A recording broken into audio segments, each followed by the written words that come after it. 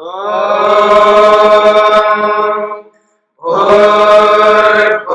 स्वः तत्सवितुर्वरेण्यं भर्गो देवस्य धीमहि धियो यो नः प्रचोदयात्।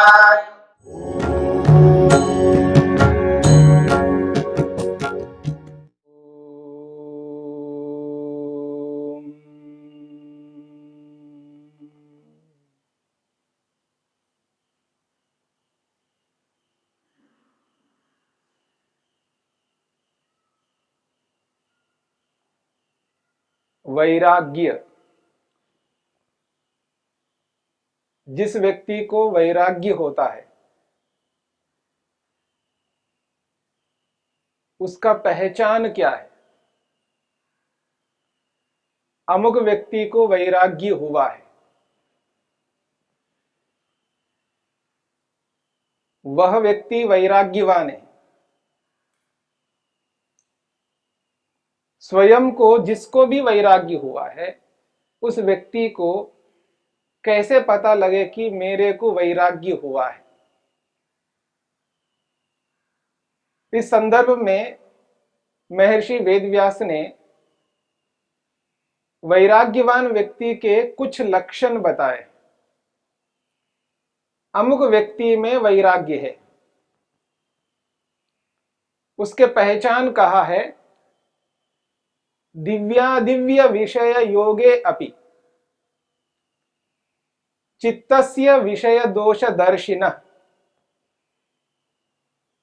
व्यक्ति के सामने विषय उपस्थित हो रहे हैं, भोग सामने आ गया है, प्रातःकाल उठने से लेकर के जब तक व्यक्ति रात्रि में सोता नहीं तब तक भोगने की चेष्टा करता है। आत्मा को भोग चाहिए और व्यक्ति के सामने भोग सामने आ गए और वो भोग दो प्रकार के हैं, दिव्य अदिव्य। अदिव्य का अर्थ है सामान्य और दिव्य का अर्थ है विशेष। तो दो प्रकार के जब विषय सामने उपस्थित होते हैं,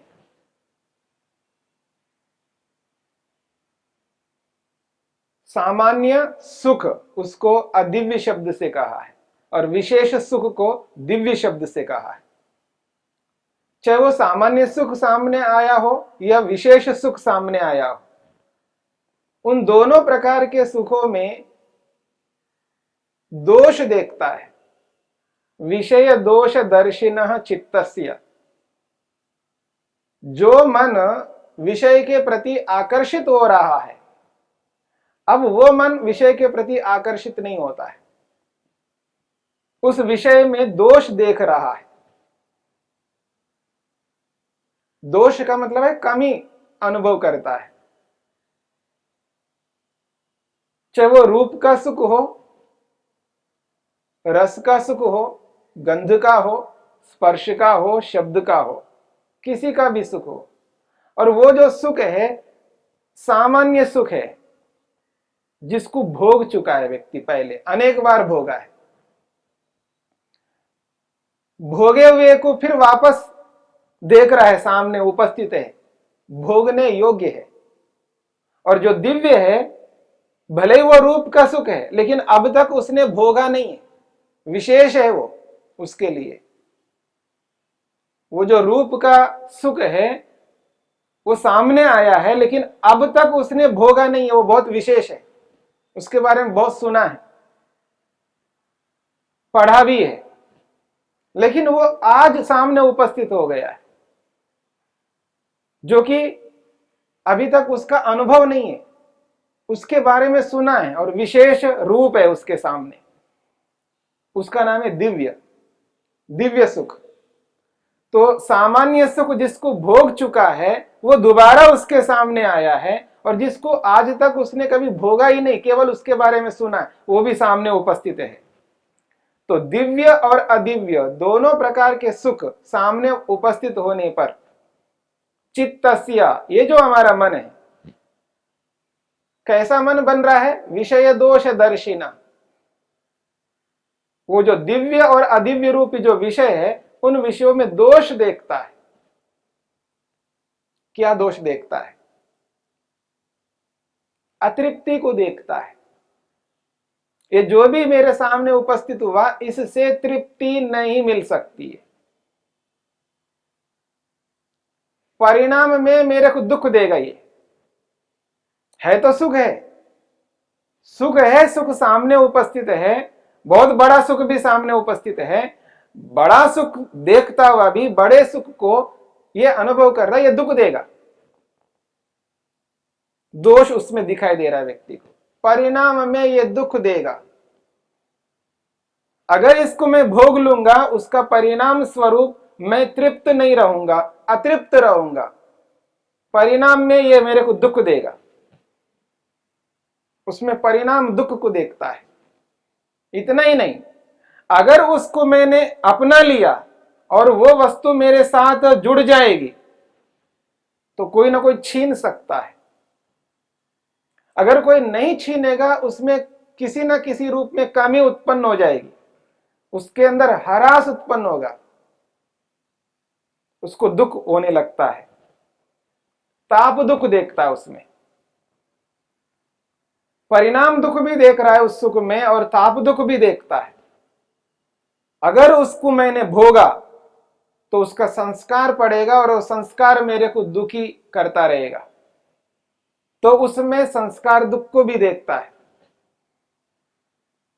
तो इस प्रकार से बहुत सारे दुखों को उस विषय में देखता है, भले वो सामान्य सुख हो, विशेष सुख हो।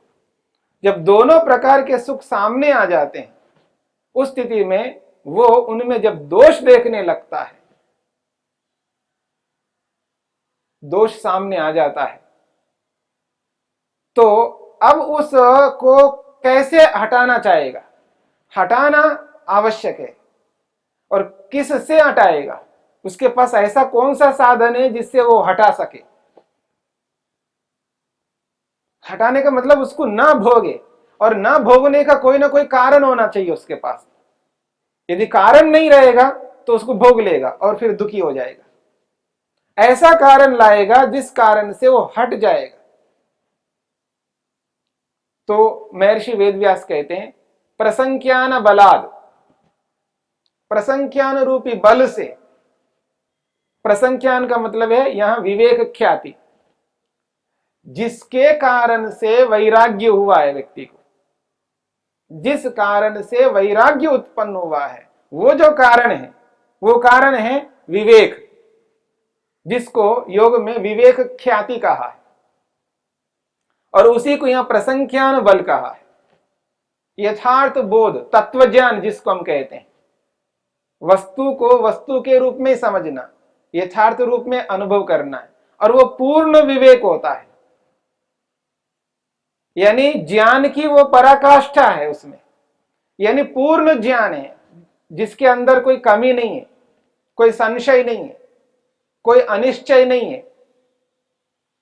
और पूर्ण विवेक जो होता है, उस पूर्ण विवेक को यहां पर प्रसंख्यान बल कहा है, और उस पूर्ण विवेक से उसको हटाता है। प्रसंख्यान बलात् अनाभोगात्मिका, भोगने की इच्छा नहीं हो रही उसके अंदर, उसको भोगूं, उसको प्राप्त करूं, उसका सुख लूं। अनाभोगात्मिका, ना भोगना, उसके अंदर ना भोगने का भाव उत्पन्न हो रहा है, नहीं चाहिए मेरे, नहीं भोगना है मेरे। और उसके साथ साथ हेय उपादेय शून्य, जब व्यक्ति के सामने कोई चीज आ जाती है और उसको नहीं चाहता है व्यक्ति, तो उसके प्रति घृणा उत्पन्न होती है, द्वेष उत्पन्न होता है, उसको हेय समझता है, उसको हटाना चाहता है, उसके प्रति अलग प्रकार का भाव मन में रहता है, और उस भाव को आप द्वेष कह सकते हैं, घृणा कह सकते हैं। पर उस वस्तु के सामने, चाहे वो दिव्य हो अदिव्य हो, उसके प्रति कोई घृणा पैदा नहीं हो रहा है, उसके मन में कोई द्वेष उत्पन्न नहीं हो रहा है, और उसके साथ साथ उपादेय ग्रहण करने की इच्छा भी उत्पन्न नहीं हो रहा है, यानी उसमें राग भी नहीं बन रहा है, उसके प्रति एक आकर्षण पैदा नहीं हो रहा है। कितना ही बड़ा सुख हो, हाँ ये भोगने योग्य है, इसे भोगना चाहिए, ये मेरे अनुकूल है, ये ग्राह्य है, ऐसे जो भाव मन के अंदर उत्पन्न होते हैं, ऐसे भाव उत्पन्न नहीं हो रहे, यानी किसी प्रकार का राग उत्पन्न नहीं हो रहा है उस वस्तु के प्रति, कोई लालसा, कोई आकर्षण पैदा नहीं हो रहा है। तो हेय उपादेय शून्य, उसका मन ऐसा बन रहा है, न तो वो ग्राह्य समझता है उसको, न त्याज्य समझता है, न उसके प्रति घृणा करता है, द्वेष करता है, न उसके प्रति राग करता है। इन दोनों से रहित होता है व्यक्ति, तब उसको यह प्रतीति होती है, हां मुझको वैराग्य हुआ है। और वशीकार संज्ञा, यानी पूरा नियंत्रण है उसका मन, उसके हाथ में है, आत्मा के हाथ में उसका मन है, पूर्ण नियंत्रण। जैसे एक मदारी बंदर को अपने हाथ में रखता है, जैसा वो उसको नचाना चाहेगा वैसा नचाएगा, जैसा चलाना चाहेगा वैसा चलाएगा। एक मदारी के समान वो व्यक्ति जिसको वैराग्य हुआ है, वो अपने मन को अपने अधिकार में रखता है।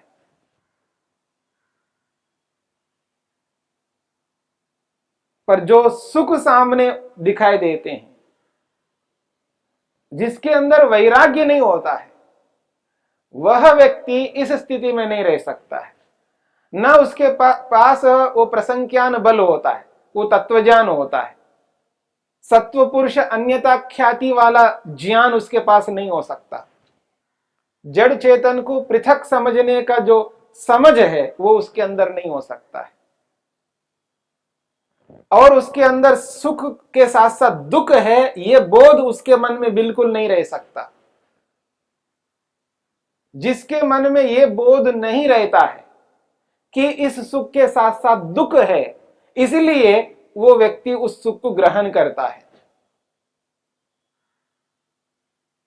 वो है ही नहीं समझ सकता, उसको त्याज्य कभी नहीं समझता वो व्यक्ति। पर यहां उल्टा है, यहां वो व्यक्ति उसको न हे समझता है और न ग्राह्य समझता है, इन दोनों स्थितियों से रहित है, न घृणा है न उसके प्रति राग है। ठीक है, विषय है, विषय है अपने आप में, मुझे नहीं चाहिए, मुझ में भोगने की इच्छा नहीं है, उसमें भोगने की इच्छा मुझ में नहीं है। जो आकर्षण होना चाहिए उसके प्रति, वो आकर्षण मुझ में नहीं है तो है, विषय है।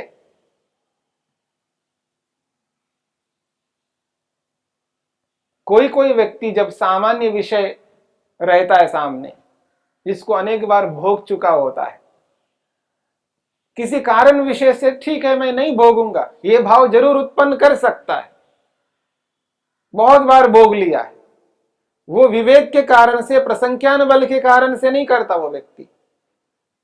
ये भी समझना, उसकी दृष्टि एक और रहती है कि ये नहीं चाहिए, कोई और होना चाहिए, कोई नया होना चाहिए। इसको अनेक बार भोग चुका हूं, अब इससे भिन्न कोई नया होना चाहिए। नया होगा तो उसके प्रति आकर्षण रहेगा, एक लालसा रहेगी, तृष्णा रहेगी उसमें। पर जिसको वैराग्य है उसको वो स्थिति नहीं रहती, उसके मन में ये नहीं रहता है कि इसको मैंने अनेक बार भोगा, कुछ नया होना चाहिए, और जो भी नया होगा वो दिव्य है उसके लिए, क्योंकि उसका विशेष सुख होगा, पर उसमें भी उसकी तृष्णा नहीं रहती है। सामान्य हो, सामान्य सुख भी उसके लिए एक प्रकार से विशेष बन सकता है, क्योंकि उसने कभी भोगा ही नहीं उसको, और विशेष भी विशेष के रूप में रहेगा ही। जो बहुत बड़ा सुख है, सुना है, ऐसा सुख होता है। जैसे कोई व्यक्ति सामान्य गाड़ी में बैठता है,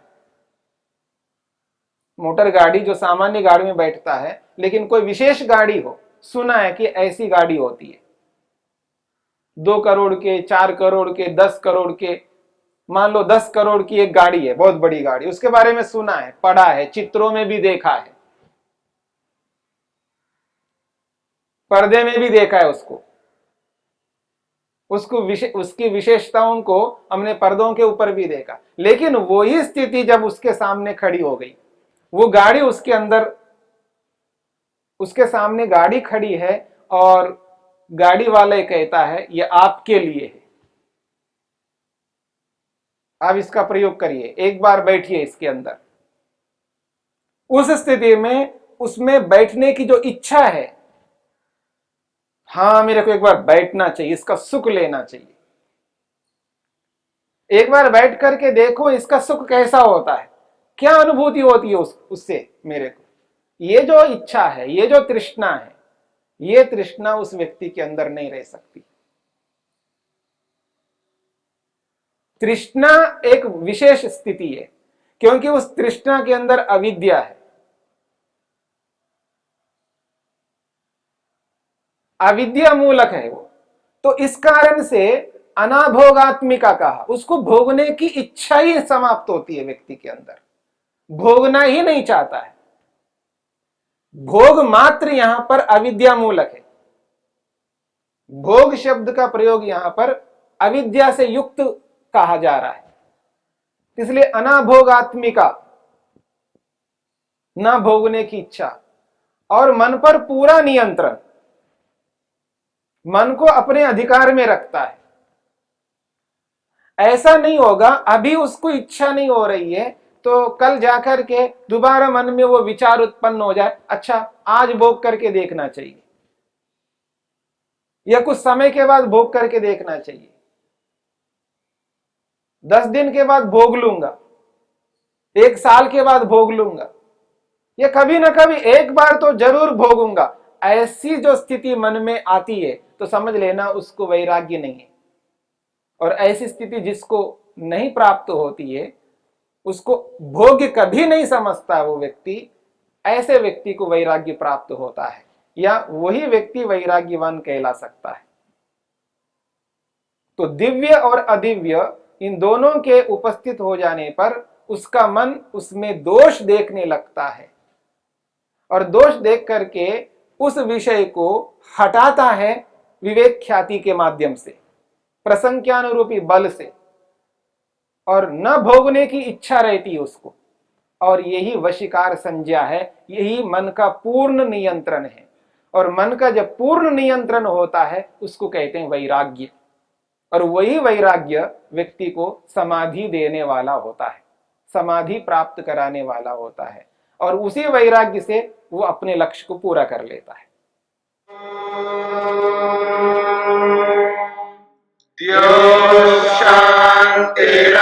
शांतिरंतरिक्षं शांति पृथिवी शांतिरापः शांतिरोषधयः शांति वनस्पतयः शांतिर्विश्वे देवाः शांतिर्ब्रह्म शांति सर्वं शांति शांतिरेव शांति क्षमा शांतिरेधि। ओम शांति शांति शांति।